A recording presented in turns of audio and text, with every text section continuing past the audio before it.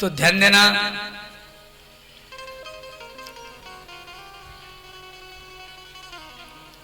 श्री कृष्ण के हाथ में एक बंसी है। ये बंसी के बारे में भी भागवत में दिया गया है और आध्यात्मिक रामायण में भी दिया गया है।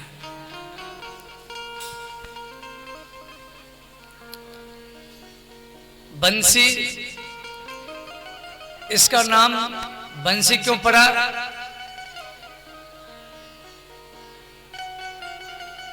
ये इसके पिता का नाम है बांस। बांस का बेटा है, इसलिए इसका नाम पड़ गया बंसी। जैसे दशरथ का बेटा दाशरथी, अपत्यम पुमान, ऐसे बंसी का बेटा, बांस का बेटा बंसी। तो बंसी और वेणु में अंतर है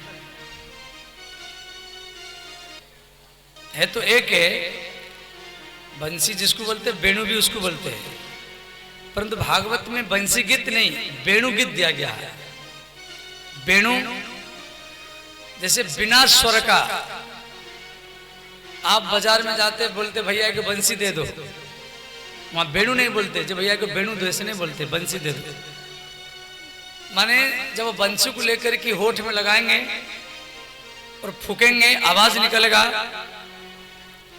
तो उसका नाम होगा वेणु। वेणु, वेणु। तो ब प्लस ई इक्वल टू बे, स्वर संधि में अब पढ़ोगे। अकार प्लस इकार इक्वल टू एकार। तो ब से ब्रह्मानंदम, ई से इंद्रियानंद, उणुम तुच्छम इति वेणु। भगवान जब भी बंसी बजाते थे, जैसे गैया को धूप लग रहा है, गर्मी का समय, तो भगवान इस तरीका से बंसी बजाते थे, आकाश में बादल छा जाता था। ठंडी का समय है, गैया को ठंडा लग रहा है, तो भगवान इस तरीका से बंसी बजाते थे, आकाश में धूप छा जाता था। और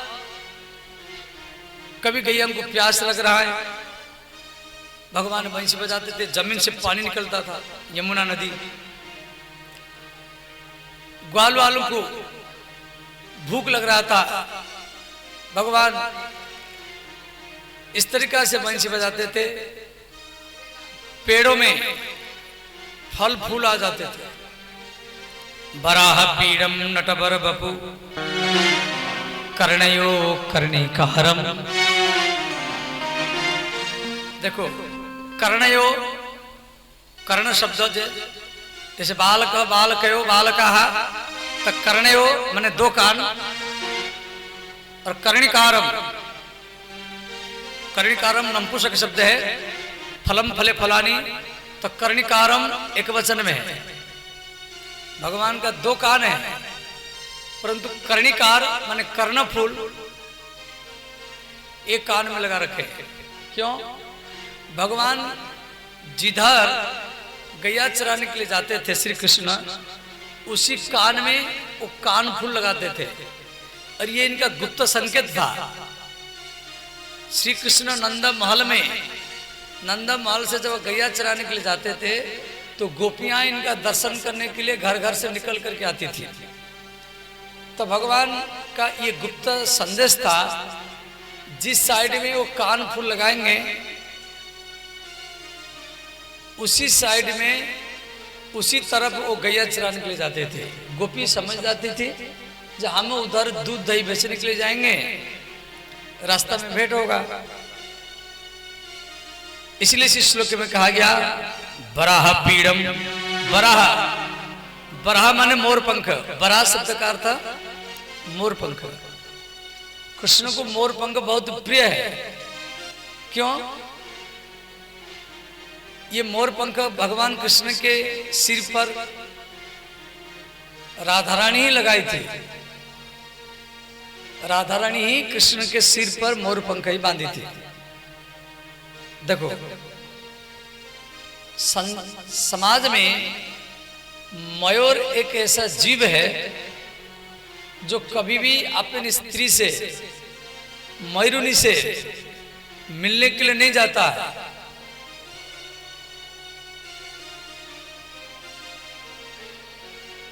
संसार में मयूर एक ऐसा जीव है, कभी भी मयूरनी से मिलने के लिए नहीं जाएगा। अब आप बोलेंगे बाबा यदि मयूर मयूरनी से मिलने के लिए नहीं जाता है तो उसका वंश कैसे बढ़ेगा?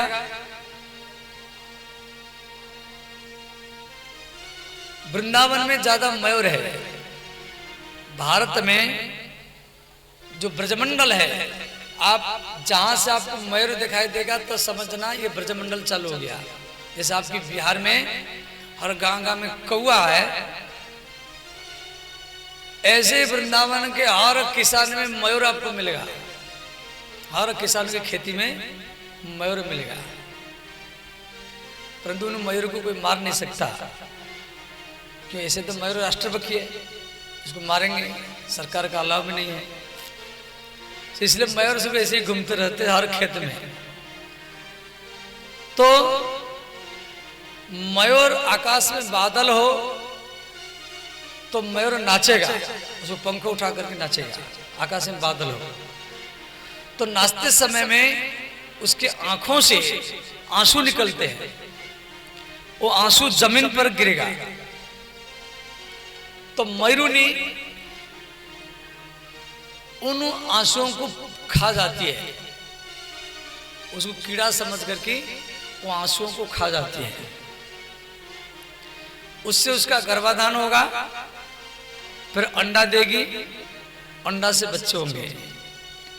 तो भगवान कृष्ण मयूर पंख पैर करके समाज को शिक्षा दे रहे हैं, जिस प्रकार मयूर मयूरनी से अलग रहता है, ऐसे में अनंत गोपियों के बीच में रहने पर भी मैं इन गोपियों से अलग रहता हूं। ऐसे घर में मोर पंख रखना चाहिए।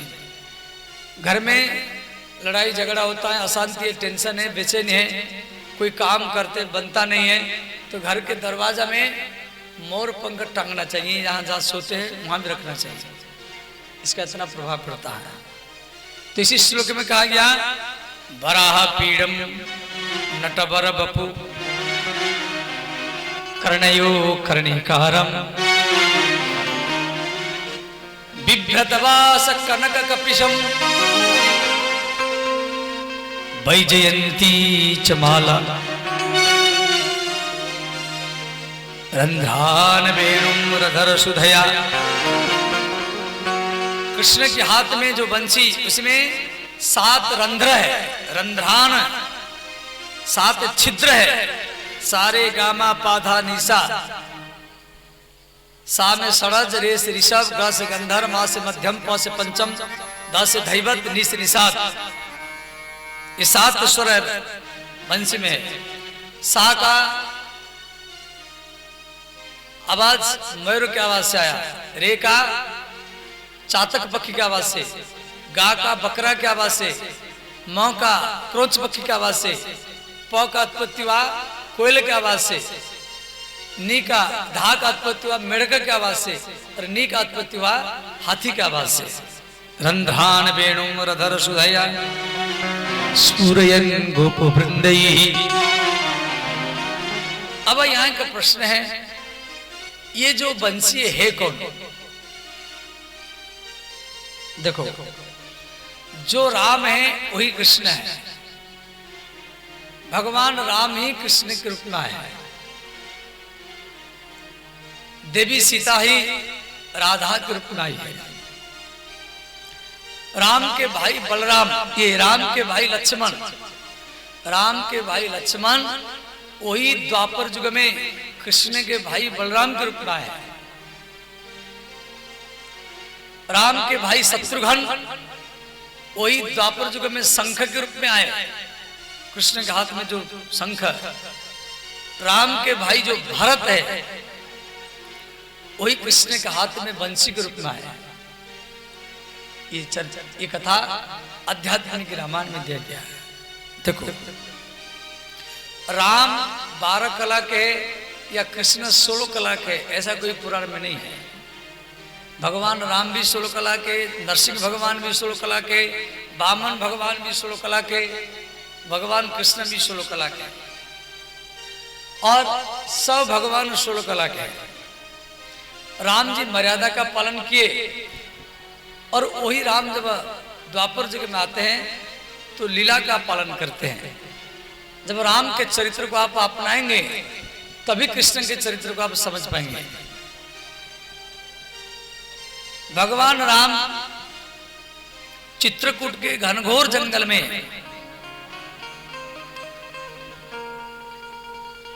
12 वर्ष तक रहे। ध्यान देना, राम जी 14 वर्ष वन में रहे और उसमें केवल चित्रकूट में 12 वर्ष बिताए। भगवान राम 14 वर्ष तक किसी के घर में नहीं गए। निषाद राज सुग्रीव बुलाया, बाली मरने के बाद में सुग्रीव भी राम को किसके नाम बुलाया था, राम जी मना किए, बोले आपको राज गद्दी देने के लिए लक्ष्मण जाएगा, मैं नहीं जाऊंगा। रावण मरने के बाद में विभीषण भी राम को लंका के राजधानी में बुलाया, राम जी मना किए, बोले आपको राज गद्दी देने के लिए लक्ष्मण जाएगा, हम नहीं जाएंगे। क्यों? मेरे माँ कैकेयी ने शर्त लगाया है, तापस बेस विशेषी उदासी 14 बरस राम बनवासी। राम जी 14 वर्ष वन में रहेंगे, उदासी बनकर के, सन्यासी बनकर के, किसी के घर में नहीं जाएंगे, गद्दा में नहीं सोएंगे, तखत में नहीं सोएंगे, सिर के नीचे तकिया नहीं लगाएंगे। जब सारा जनता होली दिवाली में, छठ पूजा में, नवरात्र में खीर पुआ पूड़ी हलवा बनाकर ही खाते थे, भगवान राम जंगल में भूखे रहते थे। लक्ष्मण जो भिक्षा लाते थे, कोल भील आदिवासियों के घर से लक्ष्मण जो भिक्षा लाते थे, राम जी उसको पाते थे। जब सारा समाज रात्रि के प्रथम प्रहर में दीपक जलाता, लालटेन डिबिया जलाता, लाइट करता है, तो राम जी अंधेरे रात में रहते थे। मक्खी मच्छर बिच्छुओं के बीच में सोते थे। निषाद राज राम जी के लिए खाट लाया, राम जी मना किए, बोले नहीं नहीं मैं जमीन पर सोऊंगा। तो निषाद राज ने क्या किया, पत्ता घास वगैरह ला करके नीचे बिछा दिया। राम जी सोए, बगल में माता जानकी सोई। लक्ष्मण जी धनुष बाण लेकर के रात भरी पहरा लगाए। तो लक्ष्मण जी 14 वर्षों तक नहीं सोए। और प्रातः काल हुआ, राम जी स्नान किए, लक्ष्मण जी भी नहाए। अब कोई भी व्यक्ति नहाने के बाद में सिर पर तेल लगाता है, कंघी और शीशा, तो राम जी को शीशा नहीं मिला, कंघी नहीं मिला, तेल नहीं मिला। तो भगवान राम निषाद राज को बोले मित्र, बरगद पेड़ का दूध लाओ। तो निषाद राज एक कटोरी में बरगद पेड़ का दूध लाया। तो राम जी लक्ष्मण को बोले भैया लक्ष्मण, ये शीशा कहां से आया, ये कंघी कहां से लाया, भैया एक केस को जटा बना दिया जाए। तो भगवान राम अपने हाथ में पहले लक्ष्मण के केस को जटा बनाया। रामचरितमानस में तुलसीदास जी लिखे हैं, हो तो प्रात बट क्षीर मगावा, हो प्रात बट क्षीर मगावा, हो तो प्रात बट क्षीर मगावा, हो प्रात बट क्षीर मगावा, हो तो प्रात, प्रात माने सवेरा, बट क्षीर मगावा, बट माने बरगद पेड़ का दूध, हो तो प्रात बट क्षीर मगावा, हो प्रात बट क्षीर मगावा, अनुज सहित निज जटा बनावा, अनुज सहित जटा अनुज, अनुज बोलते छोटे भाई को, छोटे भाई को अनुज कहा जाता है और बड़े भाई को अग्रज कहा जाता है। अग्रज माने बड़े भाई और अनुज माने छोटे भाई। अनुज माने लक्ष्मण, अग्रज माने राम। अनुज सहित निज जटा बना, अनुज सहित जटा बना,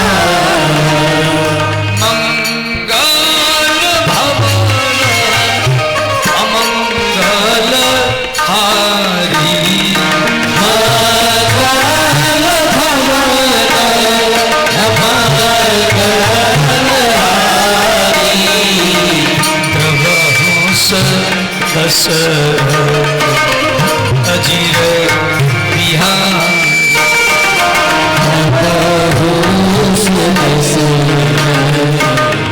अजीर बिहारी, श्री राम जय राम, जय जय राम, श्री राम जय राम, जय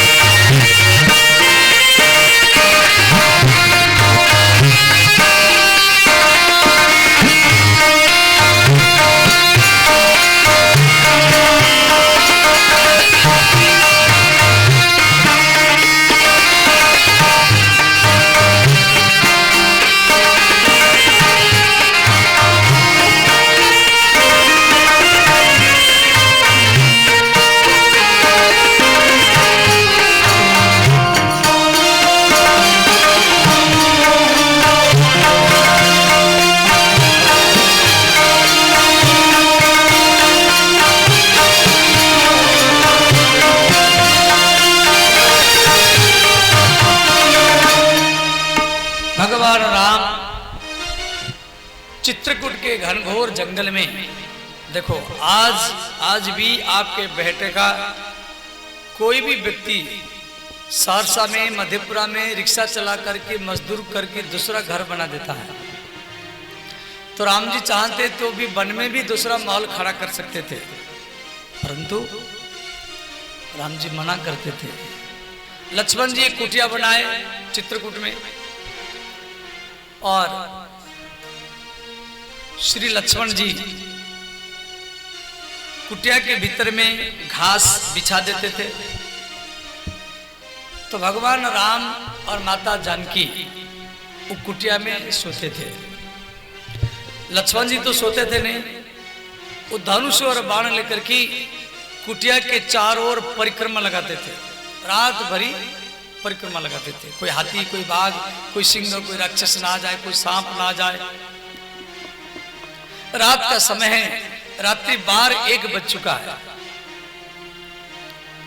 तो भगवान राम को नींद नहीं आया।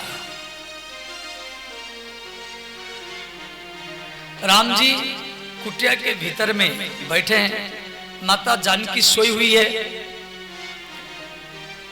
तो भगवान राम के घुटना के ऊपर दोनों हाथ है और हाथ के ऊपर मस्तक है।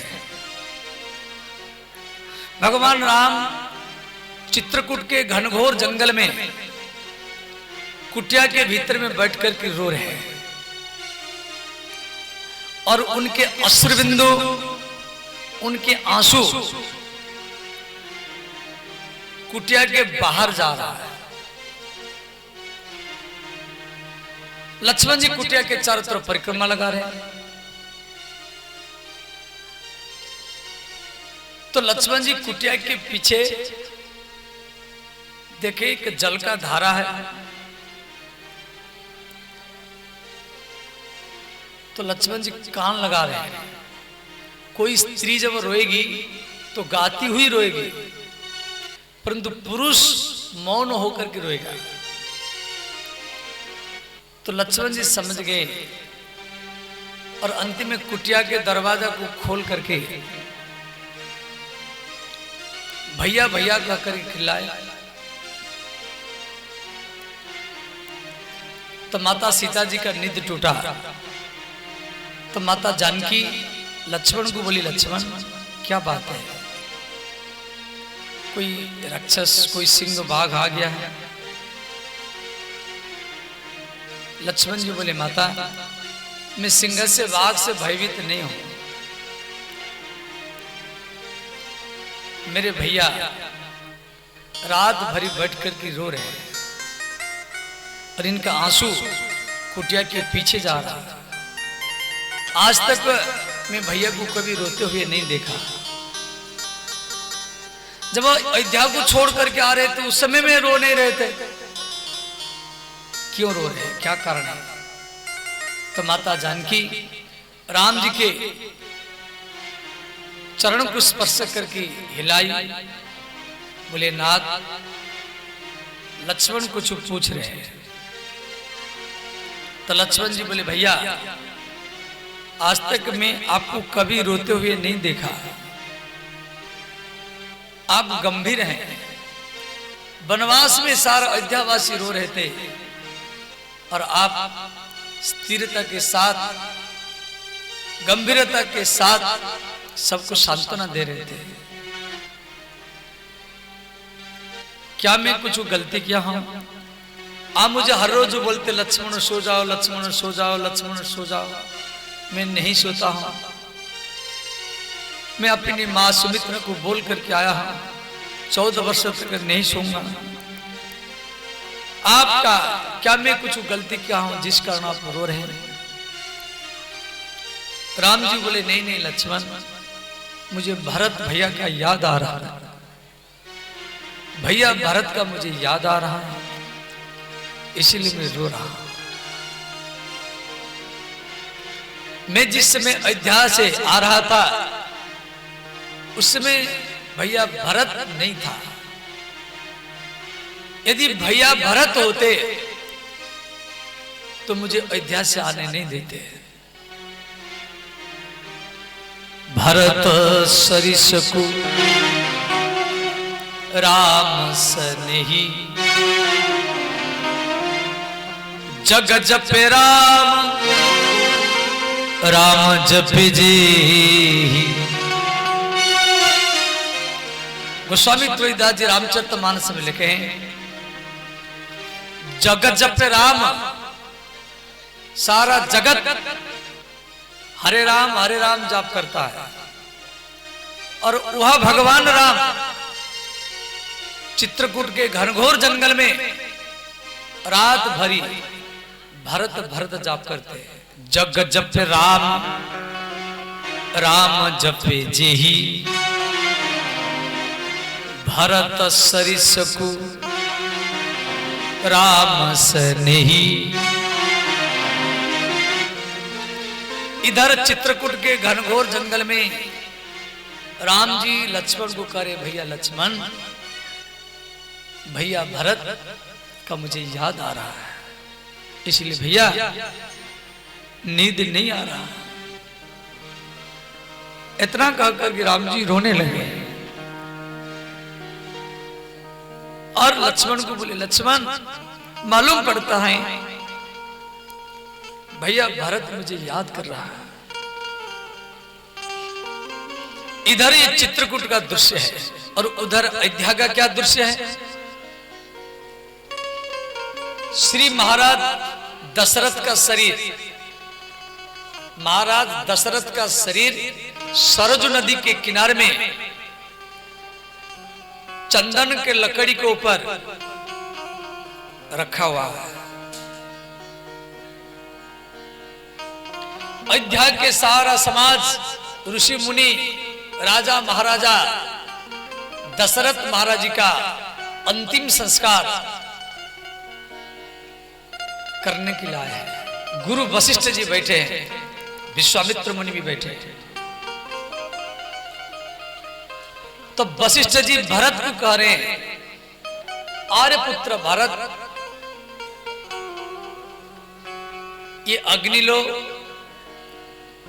और अपनी पिता के मुख में अग्नि दान करो।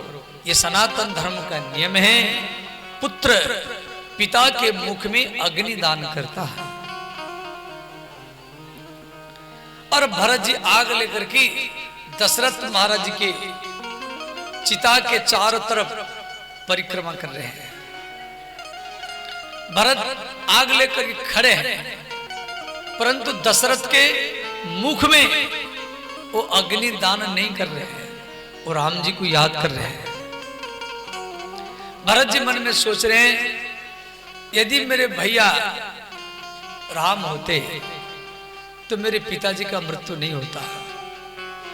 मेरे पिता मेरे भैया के वियोग में शरीर त्याग किया है। राम राम कही, राम राम कही राम, तनि तनु परिहरौ रघुबर, गयौ सुरधाम।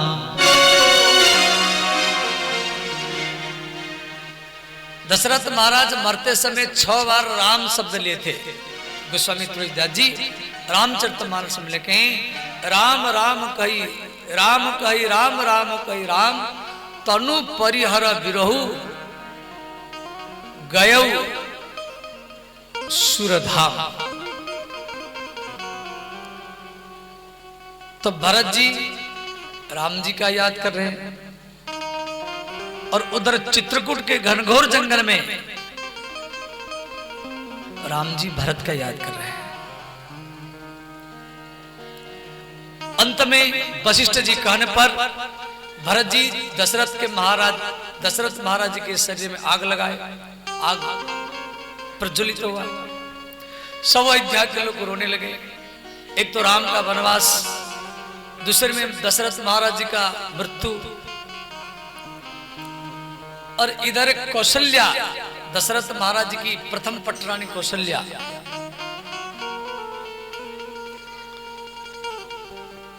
वो रंगनाथ मंदिर में गई।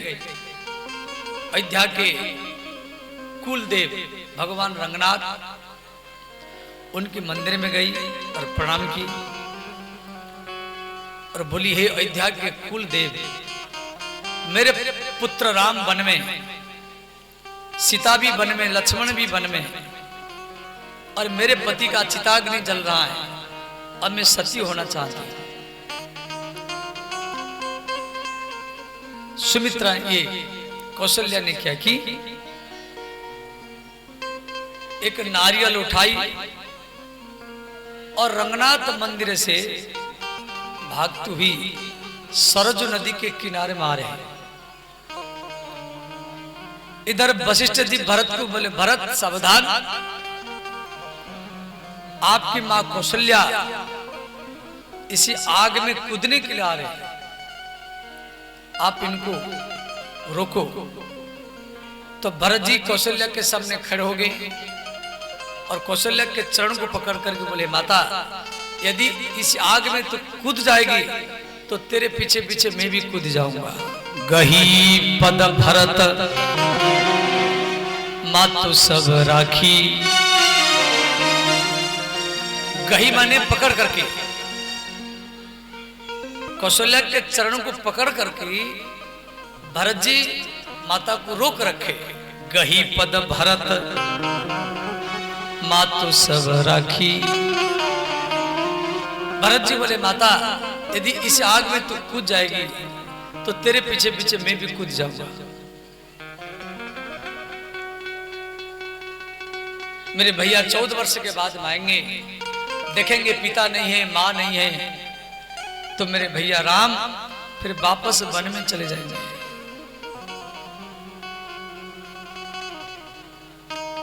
राम दर्शन लालसा। अंत में कौशल्या कैकेयी सुमित्रा,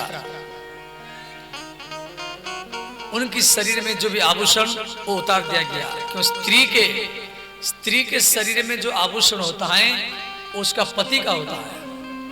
सनातन धर्म का नियम है, पति के मृत्यु के बाद में इन आभूषणों को गिरा दिया जाता है।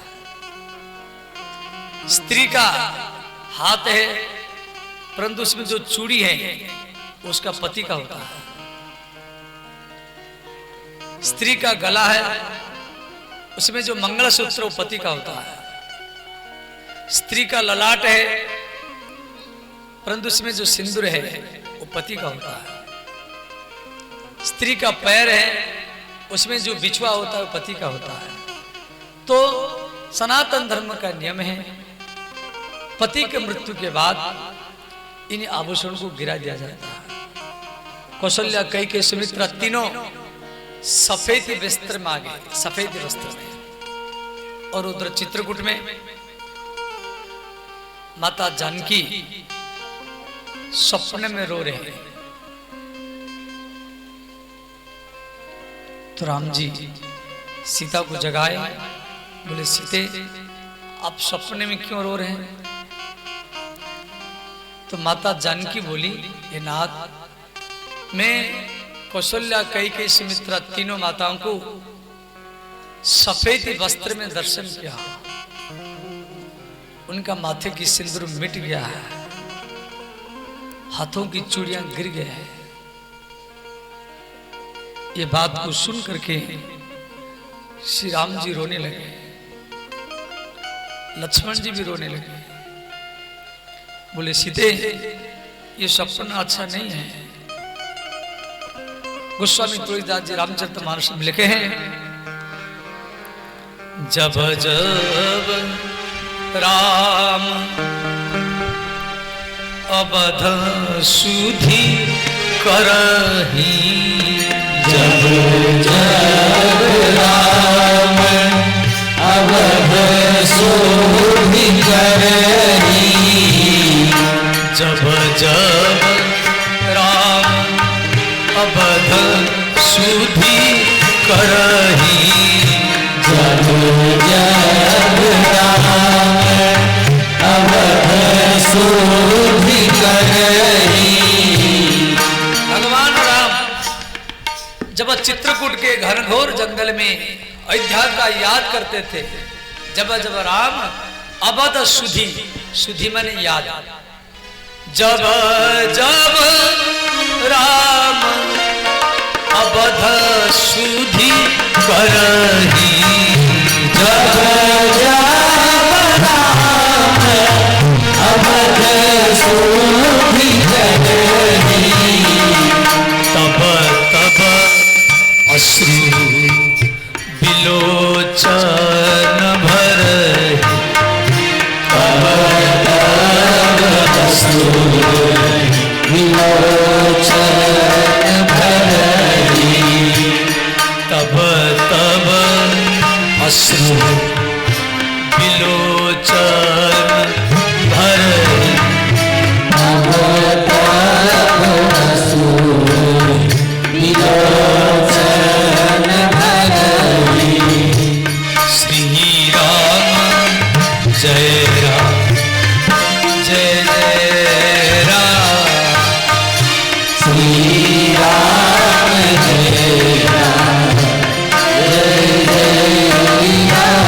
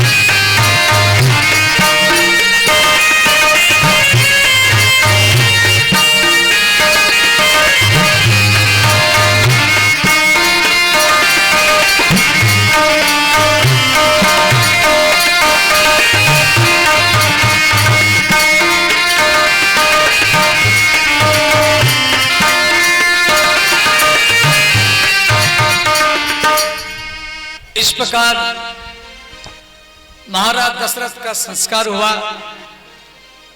हमारी सनातन धर्म में ब्राह्मण 10 दिन में शुद्ध होता है, क्षत्रिय 12 दिन में, वैश्य 15 दिन में, शूद्र 25 दिन में। गरुड़ पुराण में दिया गया है। तो भरत जी पिंडदान संस्कार आदि सब किए। आज अयोध्या में प्रथम बार बैठक हुआ। अयोध्या के लोग भरत को बोले आपको राजगद्दी में बैठना पड़ेगा। वशिष्ठ जी भी बोले अब सबका नजर भरत के ऊपर।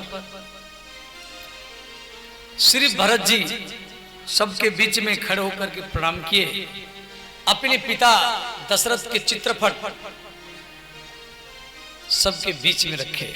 देखो, कोई बेटी जब ससुराल को चली जाती है, माता पिता को घर अच्छा नहीं लगता।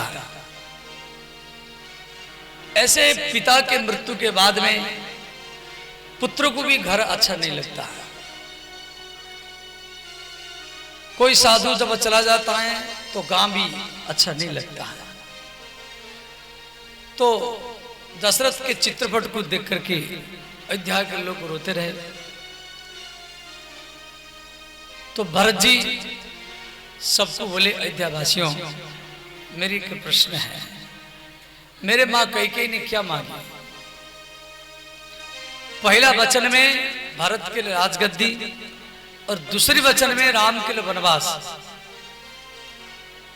जब मेरे भैया वन में जा रहे थे तो आप मेरे भैया को बोलते जब भरत को राजगद्दी में बैठा करके फिर उसके बाद में वन में जाना।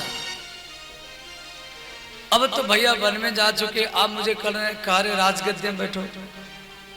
तो मेरे सोचे मैं भैया से मिलने के लिए जाऊंगा। भैया जो निर्णय करेंगे वही मान्य होगा।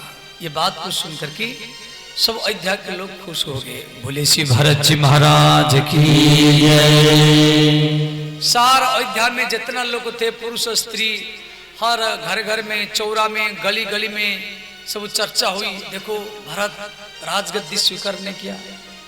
जिस राजगद्दी के लिए लोगों भाई को भाई मार देता है, पिता को मार देता है, पक्ष विपक्ष को मार देता है, और आज वही भरत अयोध्या के राजगद्दी को ठुकरा दिए। ये है त्याग। अब अयोध्या के लोग आपस में चर्चा की, हम भी जाएंगे, हम भी जाएंगे, हम भी जाएंगे भरत के साथ चित्रकूट। तो अयोध्या के करोड़ों व्यक्ति भरत के साथ जाने के लिए तैयार हो गए, और भरत जी सबके लिए तैयारी भी किए। हाथी, घोड़ा, रथ, ऊंट, ये सब तैयार किए।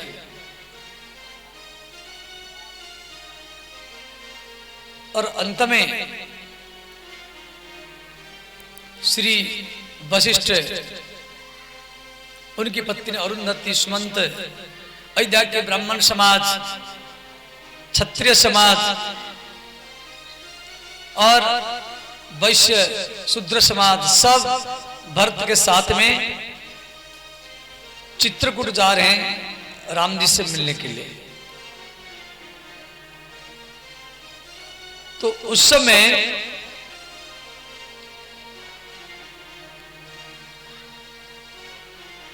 कैकेयी मन में विचार कर रहे हैं, ये अयोध्या के लोग चित्रकूट जा रहे हैं राम जी से मिलने के लिए, और इनके जाने के बाद में मैं सरजू नदी में डूब करके इस शरीर को त्याग दूंगी, क्यों जो कुछ हुआ मेरे कारण हुआ। तो उस समय कौशल्या कैकेयी के महल में आई। कैकेयी माता कौशल्या के चरणों को पकड़ करके रोने लगी।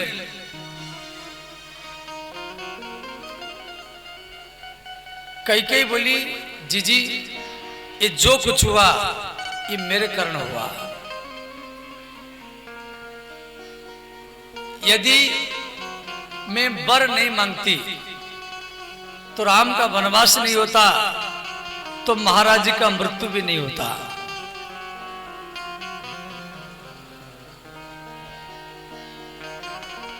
कौशल्या ने कहा, कैकेयी आज तक मैं तेरी बात माना, क्यों तेरे पास महाराज ज्यादा रहते थे, और आज तुझे मेरे बात मानना पड़ेगा, आपको भी मेरे साथ जाना पड़ेगा। कौशल्या कैकेयी का हाथ पकड़ करके अपने पास में बैठाई। कैकेयी माता जो राम को वनवास दी थी वो भी गई थी चित्रकूट राम जी से मिलने के लिए। अब अयोध्या से कुछ दूर जा चुका है। सबसे आगे आगे वशिष्ठ, विश्वामित्र, सुमंत, कौशल्या, कैकेयी, सुमित्रा सब रथ में जा रहे हैं, और सबसे पीछे पीछे, जैसे आगे रथ में जा रहे हैं, फिर हाथी में, फिर ऊंट में, फिर घोड़ा में, और सबसे पीछे पीछे भरत जी कुछ व्यक्तियों के साथ, अपने मंत्रिमंडलों के साथ नंगे पैर में जा रहे हैं, और वो भी पैदल में, सबसे पीछे पीछे। और कई किलोमीटर लंबा, 8-10 किलोमीटर लंबा लाइन लगा हुआ है, क्यों लाखों व्यक्ति जा रहे हैं। एक व्यक्ति जाकर के कौशल्या को कहा, राजमाता, राजकुमार भरत किसी रथ में नहीं बैठे हैं, ना हाथी में बैठे, ना घोड़ा में बैठे, ना ऊंट में बैठे, वो सबसे पीछे पीछे नंगे पैर में पैदल मारे हैं। कौशल्या को जब मालूम पड़ा जब भरत नंगे पैर में जा रहा है, तो मां कौशल्या रथ को रोक दिया और भरत के पास में आई। तो कौशल्या देखा भरत के चरण में सब फफोड़ा पड़ा हुआ है। भरत के पैर सूज गया है, फूल गया है और पैर में सब फफोला पड़ा हुआ है, पानी भर गया है। आप लोग देवघर जाते सुल्तानगंज से जल लेकर के देवघर 5 दिन तक 6 दिन तक चल करके चलते, या सिंहेश्वर जाते नंगे पैर में, आपका पैर में पानी भर जाता, गर्म पानी में सेक लगाते। भरत जी नंगे पैर में जा रहे हैं। माँ कौशल्या जब देखा जब भरत का चरण में फफोला पड़ा हुआ है, पानी भर गया है, कौशल्या माता रोने लगी। माँ कौशल्या बोली, भरत आप रथ में बैठो। भरत जी बोले, माता मेरे भैया राम और मेरे भाभी माता सीता, मेरे छोटे भैया लक्ष्मण नंगे पैर में गए हैं। वो नंगे पैर में चित्रकूट में घूम रहे हैं। मुझे तो सिर के तरफ चल करके चलना चाहिए, मुझे सिर के बल पर चलना चाहिए। गोस्वामी तुलसीदास जी लिखे हैं, झलक झलकत पायन कैसे, झलका झलकत पायन कैसे, झलका झलकत पायन कैसे, झलका झलकत पायन कैसे, पंकज कोशो ओशो कन जैसे, पंकज कोशो ओशो कन जैसे, पंकज ओशो ओशो कन जैसे, पंकज ओशो ओशो कन जैसे, श्री राम जय राम जय जय राम, श्री राम जय राम जय जय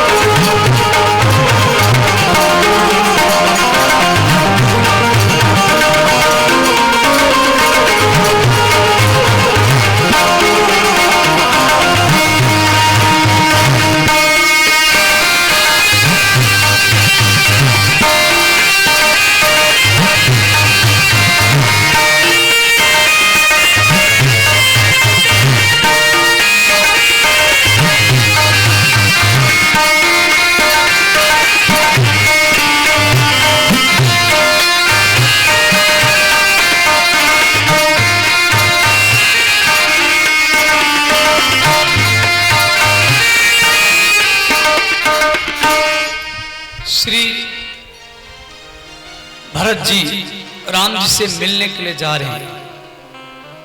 इधर देवता लोग आकाश मार्ग में देख रहे हैं। तो इंद्र, देवराज इंद्र घबरा गया। इंद्र गुरु बृहस्पति के पास गए, बोले गुरुजी, भरत राम जी के पास जा रहा है मनाने के लिए।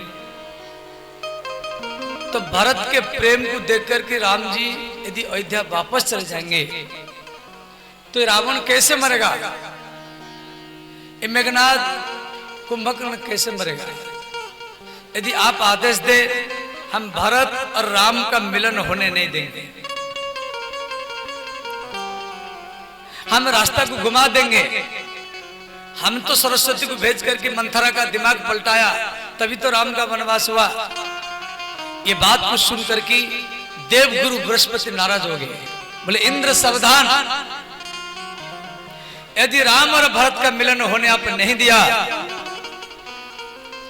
तो राम का क्रोध झेलना बड़ा कठिन है।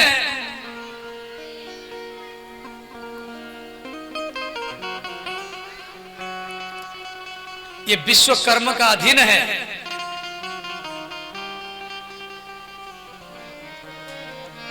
कर्म प्रधान विश्व करी राखा, कर्म प्रधान विश्व करी राखा, जो जस धरई तस फलु छाथा, जो जस धरई तस फलु छाथा, राम सदा से पकड़ चिरा की, राम सदा सेवक सीता की, वेद पुराण साधु सुर साखी, वेद पुराण साधु सुनासी। सब गाइए हर हर महादेव।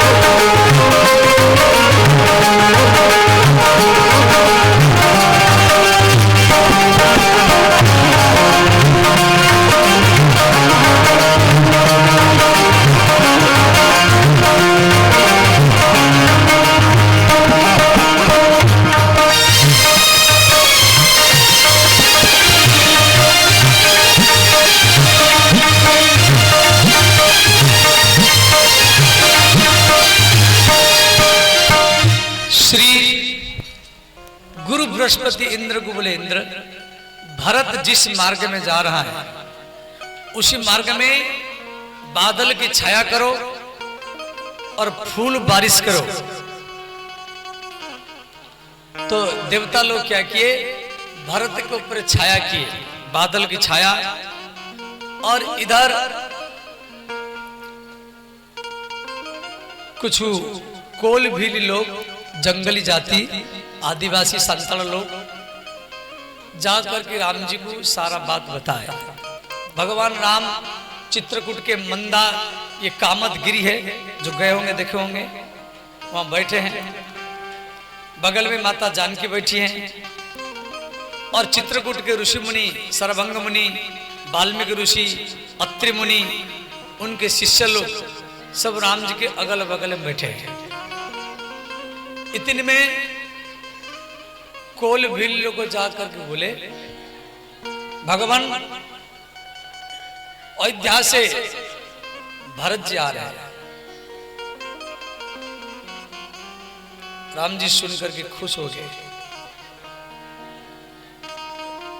लक्ष्मण जी लकड़ी लेने के लिए गए थे, सूखा लकड़ी इकट्ठा करने के लिए गए थे। तो लक्ष्मण जी पेड़ के ऊपर देखे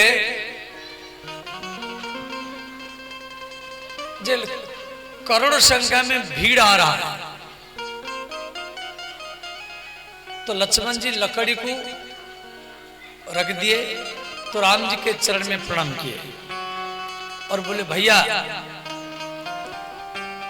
अयोध्या से भरत शत्रुघ्न आ रहे हैं, परंतु यदि मिलने के लिए आते तो 100-200 व्यक्ति को लेके आते।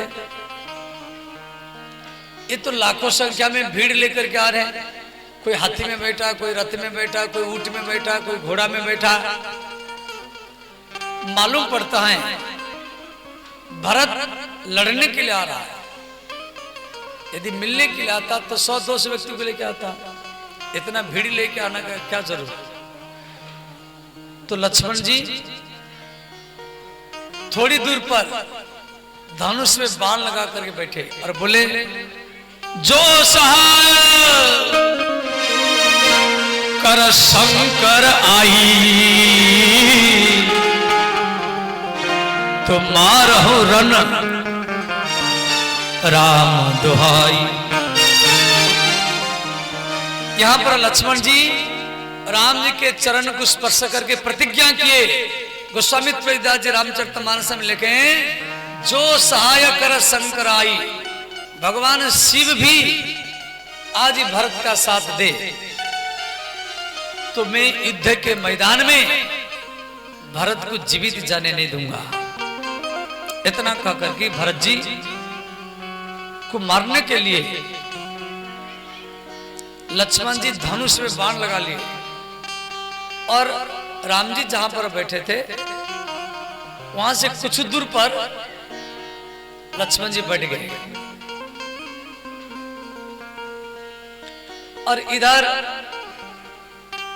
श्री निषाद राज भरत शत्रुघ्न को कह रहा है देखो वो है चित्रकूट, वो है कामतगिरी पहाड़ जिस पेड़ के नीचे भगवान राम विराजमान है।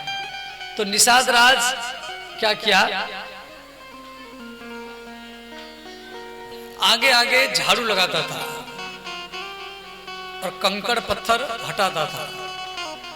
भरत और शत्रुघ्न दोनों भाई अयोध्या वासियों को पीछे छोड़ दिए, वो रथ में आ रहे हैं और ये दोनों भाई क्या किए, भरत शत्रुघ्न और निषाद राज तीनों व्यक्ति, निषाद राज आगे आगे झाड़ू लगा रहा है और भरत शत्रुघ्न वहीं से प्रणाम करते हुए आ रहे हैं। प्रणाम करते फिर खड़े होते, फिर प्रणाम करते, फिर खड़े होते, फिर प्रणाम करते, फिर खड़े होते, दंड प्रणाम मन लेट के प्रणाम करके आ रहे हैं और प्रत्येक प्रणाम में हा राम हा नाथ इस प्रकार प्रणाम करते हुए आ रहे हैं। निषाद राज कह रहे हैं राजकुमार भरत शत्रुघ्न देखो ये जितना चित्रकूट का घनघोर जंगल है और इसमें जितना पेड़ लगा हुआ है सब माता जानकी और लक्ष्मण भैया लगाए हैं। भरत जी सुन रहे हैं मेरे माता जानकी चित्रकूट में पेड़ सब लगाई हाँ।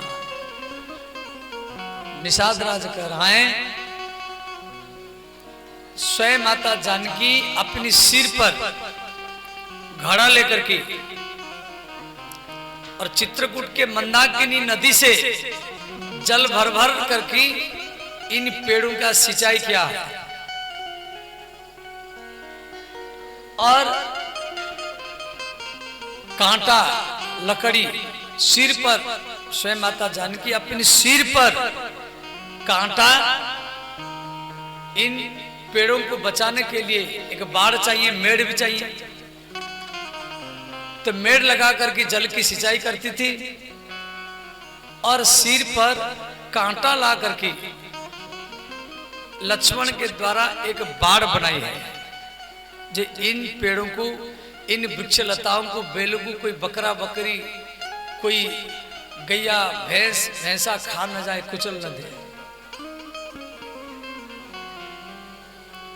जिस प्रकार वृंदावन को राधा रानी सजाई है अपने हाथ में, ऐसे चित्रकूट को माता सीता ही अपने हाथ में सजाई है।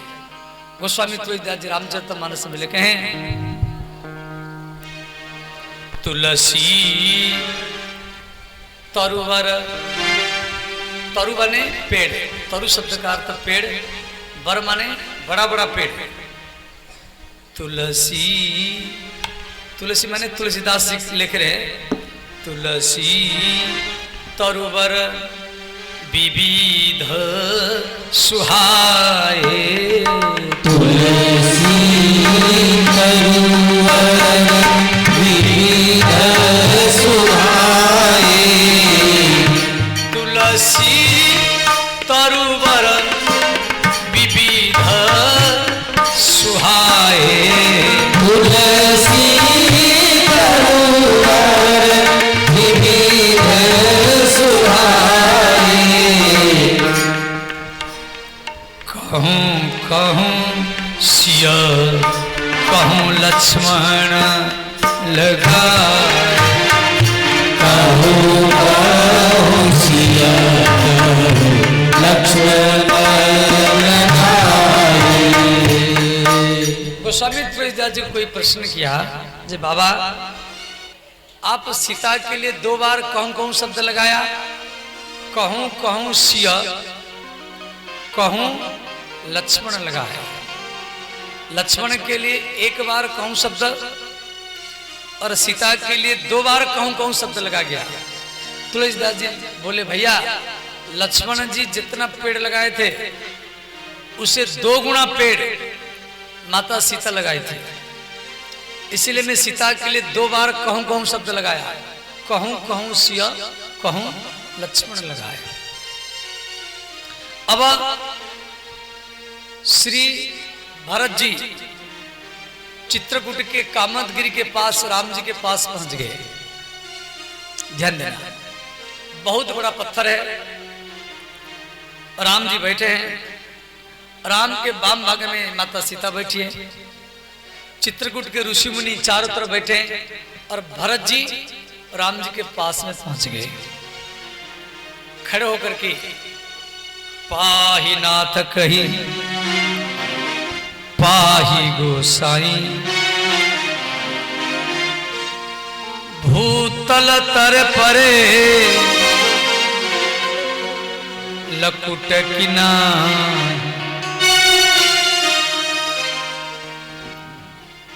श्री राम जी के सामने भरत जी गिरे,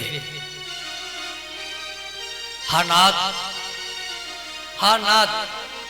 रक्षा करो रक्षा करो रक्षा करो, इस प्रकार बोल करके भरत जी गिर गए। देखो आप किसको प्रणाम करते हैं, जैसे लेट के प्रणाम करेंगे तो कैसे करेंगे? आप जब लेट के प्रणाम करेंगे मंदिर में तो पहले खड़े होंगे,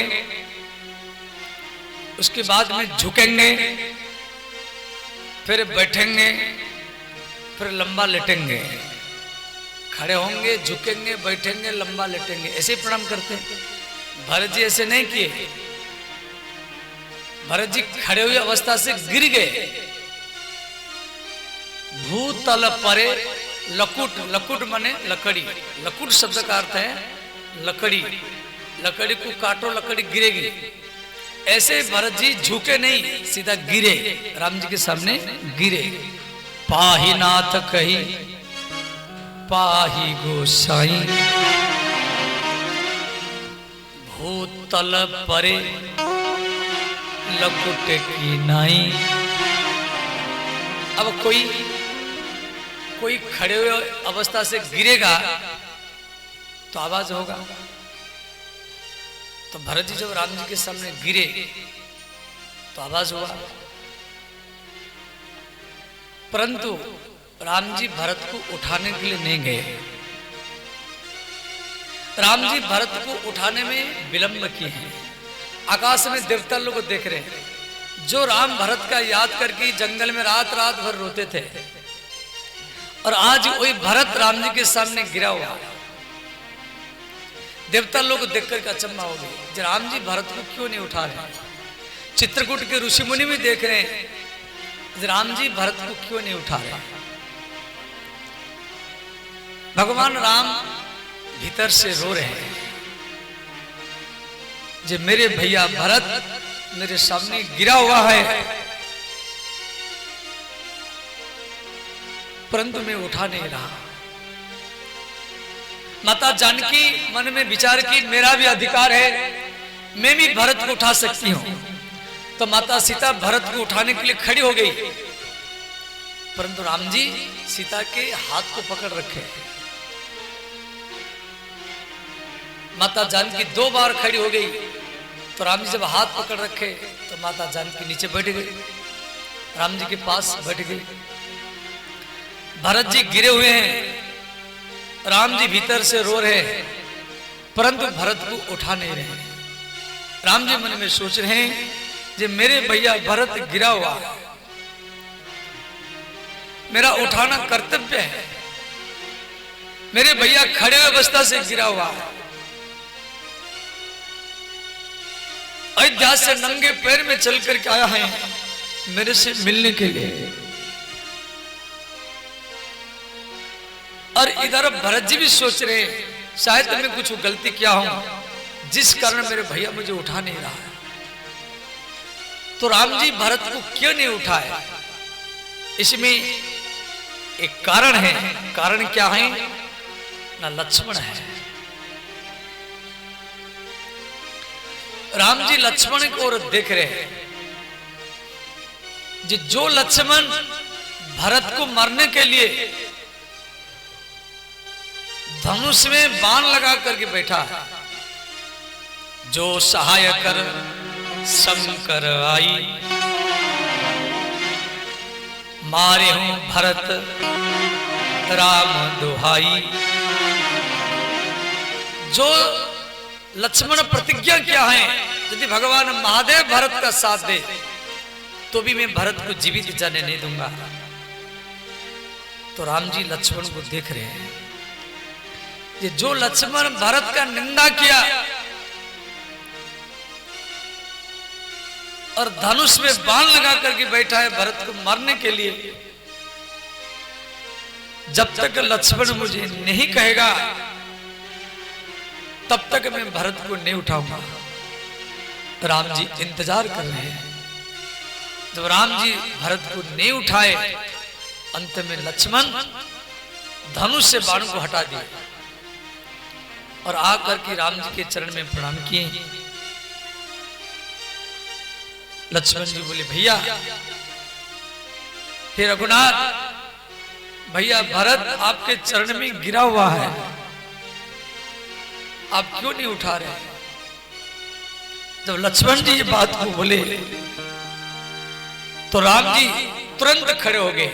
गोस्वामी तुलसीदास जी लिखे, उठी राम सुनी प्रेम अधीरा, उठी राम सुनी प्रेम अधीरा, उठे राम सुनी प्रेम अधीरा, उठी राम सुनी प्रेम अधीरा, कहूँ पट कहूँ खंग धनु तीरा, कहूँ पट कहूँ खंग धनु धीरा।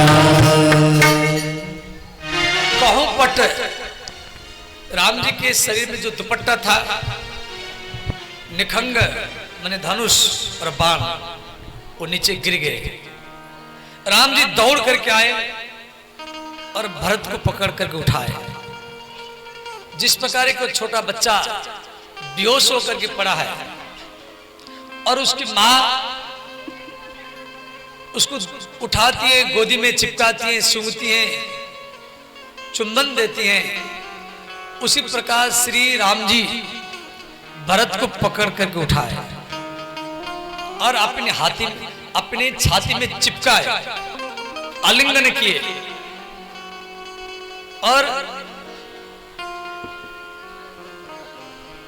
आलिंगन के साथ में भरत के मुख को, कपोल को चूमने लगे और रोने लगे, जब मैं अपने भैया को उठाने में विलंब किया हूं।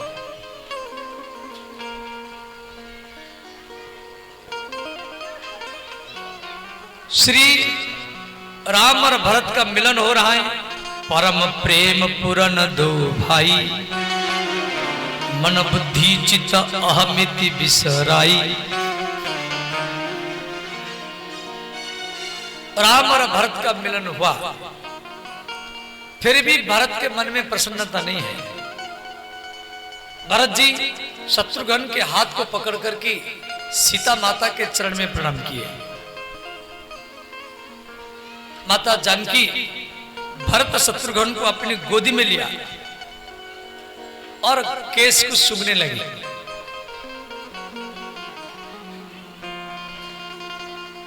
राम और भरत का मिलन हो गया और इतने में श्री लक्ष्मण जी आए और भरत के चरण में लक्ष्मण जी प्रणाम करके रोने लगे। लक्ष्मण जी भरत के चरण में प्रणाम करके रोने लगे तो भरत जी लक्ष्मण को अपनी गोदी में उठाए और बोले, लक्ष्मण भैया लक्ष्मण आप किसी लिए रो रहे हैं, क्या कारण है? लक्ष्मण ने कहा, भैया मुझे क्षमा करना, मैं आपको मारने के लिए धनुष में बाण लगा करके बैठा था,